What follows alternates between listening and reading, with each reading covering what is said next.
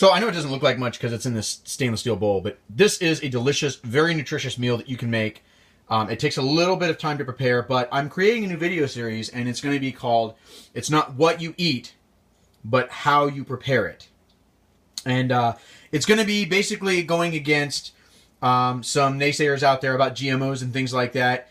But we'll talk about that, as I go through the video series. So also through the video series, what I'll be doing is I'll be explaining what I'm doing. I will show you the preparation process so you know how long it takes. And I'll be talking about things like, what is our food? Where does it come from? What changes it? What changes in us?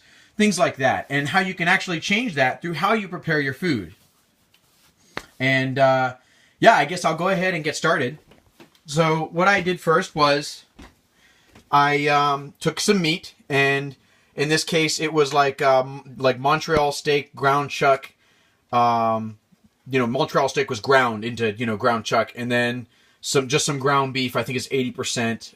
And you want that fattier food, because what we're going to do is we're going to slowly cook the food so that we don't burn too much of it, because we don't want to destroy the nutrients. We want the nutrients that we want destroyed to come on the outside and create carbon molecules, almost like carbon nanotubules, that will help remove toxins and things like that from the body. And as you can see, there's really not much left in the pan when I'm done, because you use everything. And that's one of the things that I'll be talking about is, all of our food, so much of it actually goes to waste, and we want to try to use as much as possible. And I'll tell you how to peel fruit and everything this way. So what I also did was I got some really nice Romano cheese, block cheese, and I shredded it up. I put it in there. I put some shaker stuff you can get from the store. This has like herbs and spices in it, which is good, because all that stuff is good for you.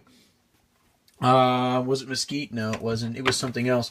It was another, it was mesquite. Yeah, I put mesquite in there. And so then what you do is you actually want to start by boiling the meat and not cooking it. And it's kind of difficult to do. I'll show you techniques that I've come up with in later videos that I think will be better for it. But you want to boil the meat and get it from frozen.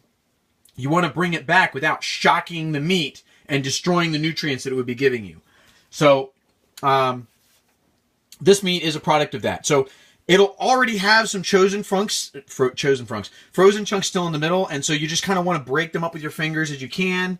And then as you're doing that, what you're doing is you have two bowls, and you can get bowls approximately this size from Walmart and places like that. But you put hot water, or in this case, I want to use actually boiling water, because I think boiling water has a better property to it that will help the meat heat in a different way. And I just used hot water this time, but I'm going to use boiling water next time. And so you mix the meat, and what the boiling water does is it transfers the heat. It's almost like a slow cook process. You're slowly cooking it with the boiling water as you're turning it. And you're mixing it and getting the inside to the outside, outside to the inside. So then by then, you should have very little, very tiny frozen chunks, if any at all. And then what you do is you go ahead and make it into patties. And you make 4 of them. I've got a big pan here. And I used, here we go, apple cider vinegar with the mother. I think that's really important. I used just some vegetable oil, which I'm against. I'm going to use something more organic or something a little different. I don't want to use processed corn stuff. Keep as much of that out of my diet as possible. It's bad for you. And then what else did I do? Oh, okay. I put cracked peppercorn in there.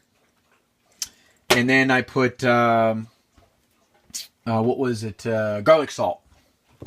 Regular garlic salt, garlic powder. Okay, you can use actual garlic cloves if you want. I think I'll probably do that next time. You get more out of it, and then you get the health of the actual garlic clove itself when you eat it. And so then I cooked the patties on that. And I cooked them high to get them warm and gray on both sides. You want them to be gray on both sides, but still pink in the middle. And then you turn it down to about 1/4 power. And at 1/4 power, it'll cook it for a little bit more until they get a darker brown, but not black.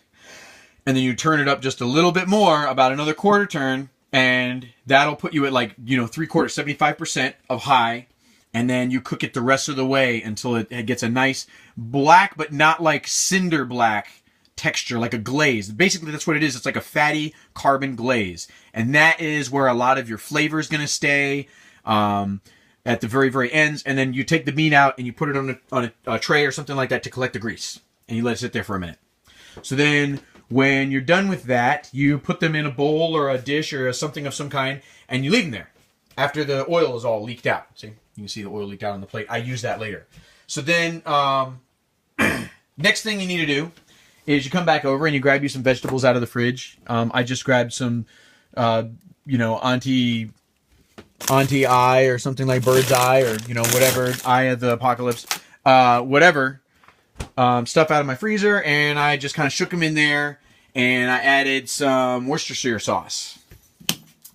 Because I wanted to add some wine vinaigrette or something like that so that you can change your acidity and your basidity.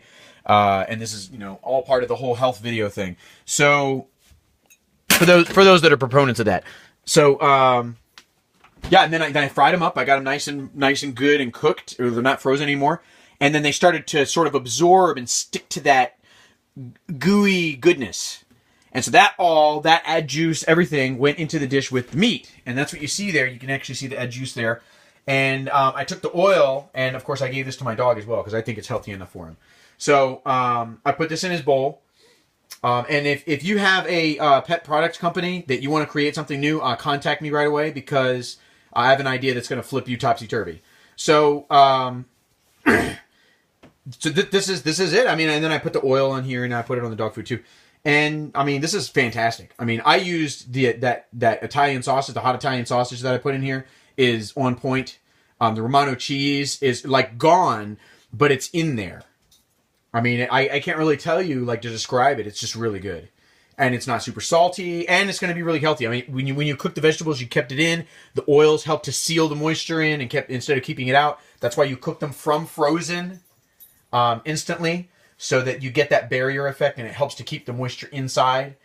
And that's a method of cooking that I'm sort of creating and promoting here. I mean, all of this is a different method of cooking. I mean, essentially, from the time that you slow cook the meat, how you prepare it. Oh, you need to wash your hands, big time. I'm not a germaphobe, but what you have on your body will inevitably go into your food when you handle it like I have. And so you want to minimize contact with plastic as much as possible in any way you can. So today, the ground beef was in one of those little styrofoam containers. So I got the PCBs and stuff out of the styrofoam and the plastic getting into my body. But you want to try to avoid those things if you can. So it's like I said, it's all about this health preparation so that you can take all of these things into account that, harm your body. We all know that harm our bodies. There's been propaganda and so on and so forth. There are people that will say one way or the other. But, I mean, this is not difficult to do. It's very easy. I mean, I've only been talking for 8 minutes. It probably only took me about 10 minutes to prepare all this. And this is like a whole meal by itself. Like, this would feed me and my wife and my daughter and my mom and my dad probably. This is that good. And it's fulfilling. You don't have a whole lot of carbs in here. You could probably prepare it with something else. And, I'll work on that in another video. I think I'm going to do beef tongue next just because we have some. And I'd really like to do some venison, but steaks and stuff like that. I'm going to try to avoid cooking on the grill. So if you are working in the stovetop and home appliance / IKEA businesses, you need to give me a shout because I have ideas that are going to rock the world. So just go ahead and give me a shout. And I'll tell you what to invest in, and, we'll talk. So same thing for anybody else that I put a shout out to in here. If you are listening out there, contact me right away if you're watching this video, and we'll go. We'll go from there. And it's going to be a wild ride. It's going to go quick. So just hit me up.